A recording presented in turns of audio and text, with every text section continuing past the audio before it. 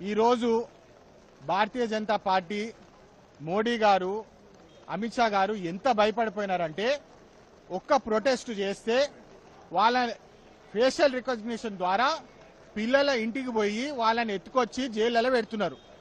నిన్న bill pass చేసినారు UPI transactions మీద ఎండిఆర్ రేట్స్ పెడతారని చెప్పి. యూపీఐ ఎవరు వాడతారండి? ఈరోజు దేశవ్యాప్తంగా డిజిటల్ ఇండియా అని చెప్పి మన పిల్లలు జెన్జీలు అందరూ యూపీఐ వాడుతుంటే ఇప్పుడు జెన్జీల మీద ట్యాక్స్ పెడుతున్నారు. మళ్ళీ జెన్జీలు ప్రొటెస్ట్ చేస్తే ఇప్పుడు డైరెక్ట్ పోలీసు పోయి బ్యాంక్కి వెళ్ళి వాళ్ళ స్టేట్మెంట్స్, ఫైనాన్షియల్ స్టేట్మెంట్స్, వాళ్ళు ఎక్కడ ఖర్చు పెడుతున్నారు, ఏడ తింటున్నారు, ఏం చేస్తున్నారు అని చెప్పి మొత్తం ఫైనాన్షియల్ ట్రాన్సాక్షన్స్ తీసుకొని పోలీస్ చేత వాళ్ళ మీద ప్రెషర్ పెట్టే ఆలోచన ఉన్నది. ఇదా మన ప్రభుత్వము, ఇదా గవర్నమెంట్ అని చెప్పి ప్రతి మనిషి ఆలోచించాలి. ఈ గవర్నమెంట్ భయపడిపోయింది. కేవలం కంట్రోల్ కోసము పిల్లల మీద వీళ్ళ అరాచకాలు చూస్తున్నారు.